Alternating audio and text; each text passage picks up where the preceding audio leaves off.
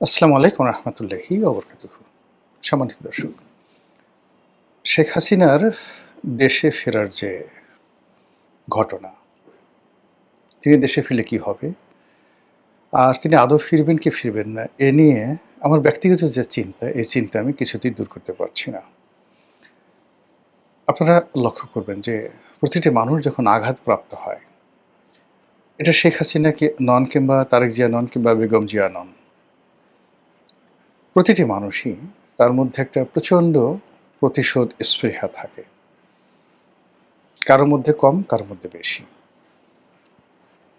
আপনি চিন্তা করুন যে আমরা অনেক কথা বলি। কিন্তু বাস্তবে ক্ষমতা লাভ করার পর পৃথিবীতে খুব অল্প কয়জন লোক তারা তাদের যে শত্রু তাদেরকে ক্ষমা করে দিতে পেরেছিলেন। এর মধ্যে সবার আগে আসে মোহাম্মদ রসুল্লাহ সাল্লাল্লাহু আলাইহি ওয়াসাল্লামের নাম। আর এর বাইরে রাজনীতিবিদদের মধ্যে ধরুন গাজী সালাউদ্দিনের যে ক্ষমার দৃষ্টান্ত ক্রুসেডারদের প্রতি, এটি এক অনন্য উদাহরণ। এর বাইরে যেটি হয় সেটি হলো রাজনীতিতে কখনোই কাউকে ক্ষমা করতে হয় না। কোনো অবস্থাতেই ক্ষমা করতে হয় না। এবং যখন একটা মানুষ একবার ভুল করে, সে সেই ভুলটি দ্বিতীয়বার রাজনীতিতে কখনোই সে মানে করতে চায় না, বা এটা রাজনীতিও সহ্য করতে পারে না। যেমন ধরুন তারেক রহমান সাহেব দেশে আসছেন, এসে তিনি বলার চেষ্টা করছেন যে তার সঙ্গে যে আচরণ করা হয়েছে, তার পরিবারের সঙ্গে, তার ভাইয়ের সঙ্গে, তিনি কোনো প্রতিশোধ নেবেন না। কিন্তু বাস্তবে কি তাই? আপনি গিয়ে দেখুন তো কী ঘটনা ঘটছে একের পর এক। আবার ধরুন উনি ২০০১ থেকে ২০০৬ পর্যন্ত মূলত একটি ডিফ্যাক্টো সরকার পরিচালনা করেছেন। তার মা ক্ষমতায় ছিলেন, কিন্তু তার যে ক্ষমতার দাপট তার মায়ের চাইতে বেশি ছিল না কম ছিল, এটা প্রশ্ন সাপেক্ষ বিষয়। ওই সময়গুলোতে তার যে ভুল এবং ভ্রান্তিগুলো হয়েছে, এই জমানাতে এসে এর একটা সিঙ্গেল জিনিস বাদ পড়েছে। আপনি কোনো অবস্থায় দেখাতে পারবেন না। মনে হবে ২০০১ থেকে ২০০৬ জনাব তারেক রহমান সাহেব যেমন ছিলেন এখনো ঠিক তেমনই আছেন।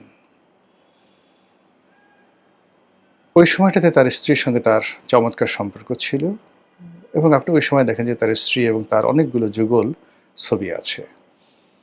He is a beloved father.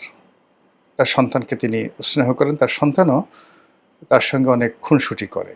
এবং জাইমা যখন খুব ছোট, তখন তাকে তিনি কোলে করে, কাঁধে করে, মাথায় করে তিনি বিভিন্ন ছবি তুলেছেন। ওই সম্পর্কটি তার এখনও অব্যাহত আছে। তার স্ত্রীর সঙ্গে যেহেতু উভয়েরই বয়স হয়েছে, এখন তারা একেবারে জীবনের প্রান্তসীমায়। নাও দে আর মানে তার স্ত্রীর বয়স কত আমি জানি না, কিন্তু তার বয়স তো ৬২-৬৩ বছর। অন অ্যাভারেজে আমাদের এই বয়সটিকে বলা হয় বৃদ্ধ। তো কাজে এই সময়টিতে পারস্পরিক শ্রদ্ধার সম্পর্ক এটি বেড়ে যায় যেকোনো দম্পতির জীবনে, এবং সেটা তিনি প্রদর্শন করছেন। তিনি নম্র এবং ভদ্র আচরণ করছেন, যেটি সবাই তিনি যখন রাগ হন কারো সঙ্গে, তো তার রাগের যে মূর্তি বা সুরত, এটি সবাই জানেন, তার আপনজন। আর তিনি যে সবার সঙ্গে কোমল ব্যবহার করেন, ভদ্র ব্যবহার করেন বেশিরভাগ মানুষের সঙ্গে, এটাও সবাই জানেন। তো কাজেই আমি তার মধ্যে কোনো পরিবর্তন দেখছি না। অন্যদিকে যেটা আছে, শেখ হাসিনার যে ক্যারেক্টারিস্টিক্স, আপনি যদি তার ক্যারেক্টারিস্টিক্স 1973 দেখেন, তার যারা আপনজন আছেন তাদের কাছে শুনে দেখবেন। আমি আজকের কাগজে যখন চাকরি করতাম, ঠিক সেই সময়টাতে তার স্বামী উনি নিয়মিত আসতেন, ডক্টর এম ওয়াজেদ। তিনি লিখতেন আজকের কাগজে, এবং আমার পাশের টেবিলে বসতেন ফরিদ কবির। তো কবি ফরিদ কবির মূলত ওই সম্পাদকীয় পৃষ্ঠাটা দেখতেন। তো যত লেখক আজকের কাগজের মাধ্যমে কিন্তু বাংলাদেশ একটা নতুন ডাইমেনশনের সম্পাদকীয় তৈরি হয়, যেটা বাইরের যারা কন্ট্রিবিউটর তারা এসে পত্রিকায় লেখা আরম্ভ করেন। এর আগ পর্যন্ত, বিফোর আজকের কাগজ, কেবলই মাত্র পত্রিকায় যারা চাকরি করতেন সহকারী সম্পাদক তারাই পত্রিকার উপসম্পাদকীয় লিখতেন।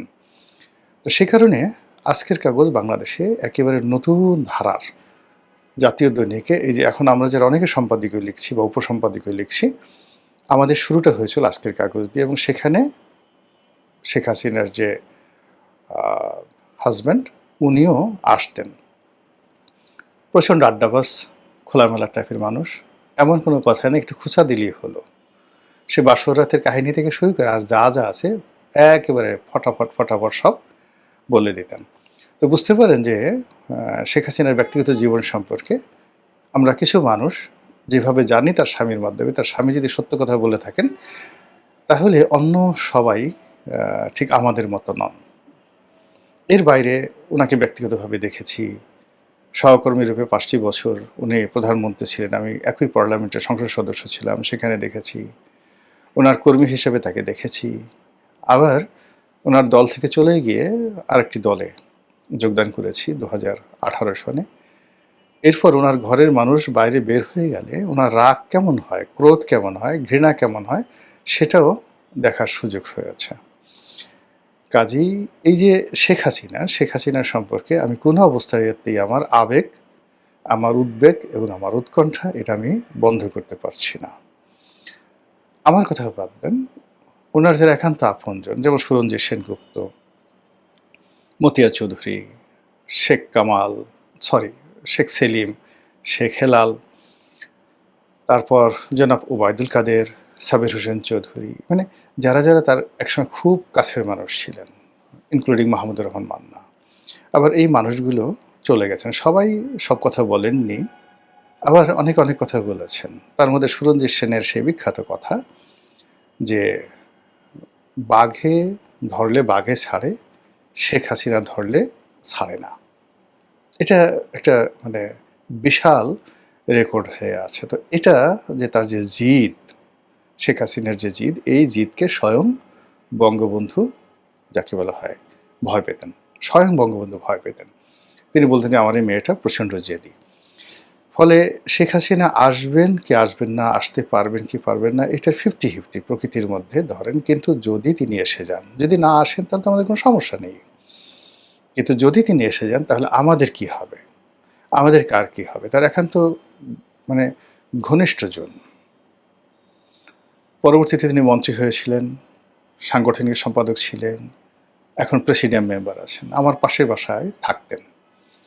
বয়সে বড়, কিন্তু যেহেতু মানে মানুষের দুনিয়াতে একটা অবস্থা হলো যে আপনার যদি অর্থনৈতিক অবস্থা ভালো হয়ে যায় তাহলে আপনার বয়সে যত বড় হোক, পদ পদবি যতই থাকুক না কেন, অর্থের কাছে মানুষ সবসময় মাথা নিচু করে রাখে।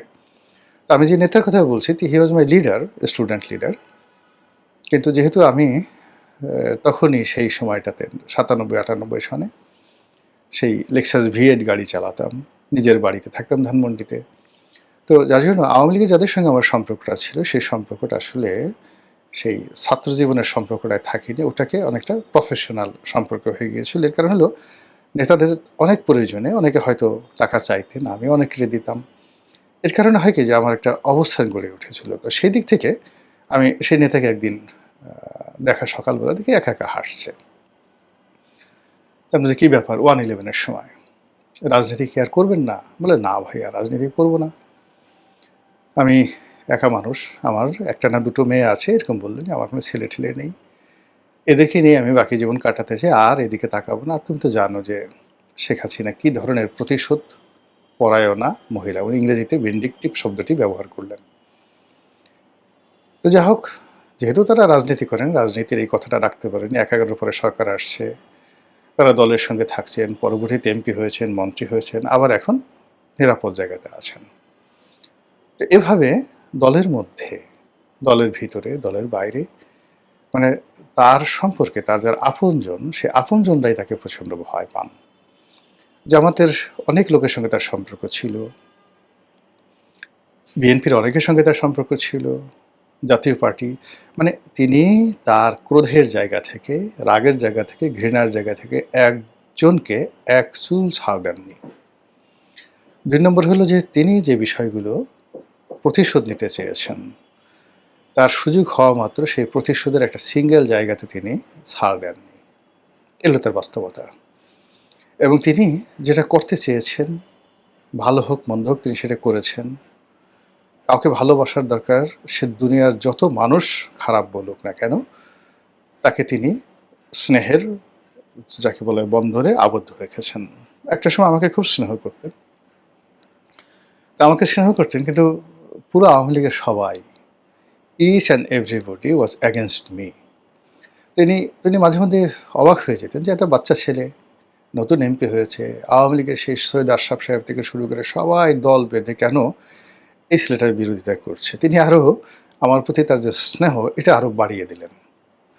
শেষের দিকে যেটা হলো সালমান সাহেবের সঙ্গে যে ঘটনা, ওটা একটা দুর্ঘটনা ছিল এবং ওটা আমি হ্যান্ডেল করতে পারিনি। আমি জেলে গিয়েছি, ইচ্ছা করলে আমি জেলে অ্যাভয়েড করতে পারতাম, কিন্তু বয়সে তরুণ ছিলাম। তো যার জন্য আমার কাছে মনে হয়েছে জেলে যাওয়া বা একটু ঘাড় টাড়ামি দেখানো। কিন্তু এখন বুঝতে পারি যে প্রধানমন্ত্রী হলেই আসলে সবাইকে সব জিনিস করা যায় না, আর সবাইকে ফেভার করা যায় না সব সময়টাতে। এখন তারেক রহমান সাহেব প্রধানমন্ত্রী হয়েছেন, তার যখন তিনি প্রধানমন্ত্রী ছিলেন না, তখন তার একটা লিমিটেশন আছে। আবার এখন প্রধানমন্ত্রী হওয়ার পর তার অনেকগুলো লিমিটেশন রয়েছে। ফলে তিনি ইচ্ছা করলেই তার সঙ্গে কারো যে সম্পর্ক, সব সম্পর্ক তিনি ওন করতে পারবেন, সবাইকে ডাকতে পারবেন, সবাইকে অ্যাবজর্ব করতে পারবেন, এটা একেবারে অসম্ভব ব্যাপার। শেখ হাসিনার ক্ষেত্রেও এটা সম্ভব ছিল। ফলে আমার যে তার প্রতি কনসিডারেশন যে সবসময় তিনি আমাকে রক্ষা করবেন, আমার পক্ষে করবেন ইত্যাদি, ইত্যাদি, এই জিনিসগুলো আসলে ভুল ছিল। আমি কখনোই তার কাছে যাইনি। আমি চাইতাম যে তিনি আমাকে ডাকবেন। তো এনিওয়ে, যাই হোক, এখন যেটা হলো যে তার এই যে প্রতিশোধ গ্রহণ করার যে ক্ষমতা, এটি প্রবল, এটি ব্যাপক। এবং সবচেয়ে বড় ব্যাপার হলো তিনি কোনো অবস্থাতেই কাউকে কোনো উপকার করলে আর কাউকে কোনো বিষয় কারো দ্বারা ক্ষতিগ্রস্ত হলে ওটাও তিনি ভুলেন না। স্বয়ং এরশাদ সাহেব আমাকে একাধিকবার যখনই এরশাদ সাহেবের সাথে দেখা হতো উনি বললেন, হাতটা ধরে বলতেন, খুব স্নেহ করতেন, ও রনি, মানে শেখ হাসিনা নাম ধরে বলতেন যে ও এত খোঁটা দেয় কেন, কথায় কথায় আমাকে খোঁটা দেয়, এই আপনাকে এটা দিছি না, এটা দিছি না, কথায় কথায় সবার সামনে, লোকজনের সামনে খোঁটা দেয়। এরপরে এই যে ধরেন ওনার দলের যারা নেতাকর্মী আছেন, যাদেরকে যে কাজটি দিয়েছেন, উপকার করেছেন, একটা কন্ট্রাক্ট দিয়েছেন, তিনি কথায় কথায় তাদের সবাইকে একেবারে লোকজনের সামনে খোঁটা দিতেন। এটা করে দিছি না, এই তোকে এটা দিয়েছি না, তোকে এটা দিয়েছি না, ইত্যাদি, ইত্যাদি। তো সেই শেখ হাসিনা যদি বাংলাদেশে আসেন, তাহলে তার সারা জীবনের সেই চরিত্র, তার সঙ্গে এই গত ২ বছরে যা কিছু হয়েছে, প্রতিটা জিনিস আপনি নিশ্চিত থাকেন, তার যদি মতিভ্রম না হয়, ব্রেন যদি পুরো নষ্ট না হওয়া যায়, নিউরন যদি বেইমানি না করে, তাহলে তার যে প্রতিহিংসা অতীতের যে কোনো সময়ের চাইতে কয়েক গুণ বাড়বে। এবং এই জন্যই আমরা যারা তারা কাছে থেকে চিনি, আতঙ্কটা ওখানেই। এখন শিরোনামে আসি। প্রথম হলো যে আওয়ামী লীগের যারা অন্ধভক্ত, শেখ হাসিনাকে যারা জানেন, বিশ্বাস করেন এবং শেখ হাসিনার ভাগ্যের সঙ্গে যাদের ভাগ্য জড়িয়ে গেছে, এখন এমন একটা জায়গাতে কোটি কোটি মানুষ পড়ে গেছে যে তারা ইচ্ছা করলেও জামাতে যোগদান করতে পারছে না, ইচ্ছা করলেও বিএনপিতে যোগদান করতে পারছে না। এই কারণে মামলা দিয়ে, মোকদ্দমে বাড়ি ঘর লুট করে এমন একটা অবস্থা করে দেওয়া হয়েছে এদের সবাইকে প্যাক করে মেড ইন, যাকে বলা হয় আওয়ামী লীগ, আওয়ামী লীগের তৈরি সামগ্রী হিসেবে বানিয়ে দেওয়া হয়েছে। কোনো একটা উইন্ডো খুলে রাখা হয়নি, আইদার আওয়ামী লীগের রাজনীতি করবে অথবা আওয়ামী লীগ ছেড়ে বিএনপিতে আসবে, এনসিপিতে আসবে, জামাতে আসবে। এদের সংখ্যা ৬ কোটি। এই লোকগুলোর স্ত্রী, পুত্র, সন্তান, ব্যবসা বাণিজ্য থেকে শুরু করে সব কিছু প্রতিপক্ষ ব্যবহার করছে, কিন্তু তাদেরকে ওন করছে না। ফলে এই লোকগুলোর কাছে এখন শেখ হাসিনা অতীতের, অর্থাৎ তিনি যখন ক্ষমতায় ছিলেন অনেকের অভিমান ছিল, রাগ ছিল, ক্রোধ ছিল, আর এখন বলছে যে না, আমার জীবনের বিনিময় হলো শেখ হাসিনা বাংলাদেশে আসুন। এই লোকগুলো 100%, এরা শতভাগ শেখ হাসিনাকে চাচ্ছে বাংলাদেশে। দ্বিতীয় যে গ্রুপটি আছে, সেই গ্রুপটি ধরেন বিএনপি, জামাত, অন্য যারা আছেন, তাদের একটা বিরাট শ্রেণী যারা না না আসবে না, সবার সামনে বক্তব্য দিচ্ছে এটা ইম্পসিবল, এইভাবে কেউ আসছে নাকি, দুনিয়াতে এরকম কোনো ঘটনা ঘটেছে নাকি, এ ধরনের কথাবার্তা বলবে। কিন্তু রাতে যখন স্ত্রীর সঙ্গে আলোচনা করবে, সন্তান সন্ততির সঙ্গে আলোচনা করবে, ঠিক সেই সময়ে তার মনে হবে যে শেখ হাসিনার জমানাতে আসলে তার সঙ্গে কি করা হয়েছে, যদি আসে তাহলে কি হবে, ইত্যাদি, ইত্যাদি। এবং দেখবেন যে আজকে খুব সংগ্রামী বক্তব্য দিলেন অনেকে, কালকে আর সে সংগ্রামী বক্তব্যটা দিচ্ছেন না এবং কথা ক্ষণে ক্ষণে পরিবর্তন হচ্ছে। এই যে শেখ হাসিনার আশা নিয়ে যে ক্ষণে ক্ষণে যাদের ভাষা পরিবর্তন হচ্ছে, এদের সংখ্যা 50-50 যারা আছেন তাদের সংখ্যা কিন্তু খুব বেশি নয়। বড়জোর ১ থেকে ১.৫ কোটি ১ থেকে ১.৫ কোটি লোক আছেন যারা এরকম 50-50 মনে করেন। আর ৬ কোটি 100% মনে করেন। আর অন্যান্য যারা তরুণ আছেন, সেটা এনসিপির হোক, অন্যান্য যারা হোক, তারা যারা বক্তব্য দেননি কিন্তু তাদের এই গত ২ বছরে যে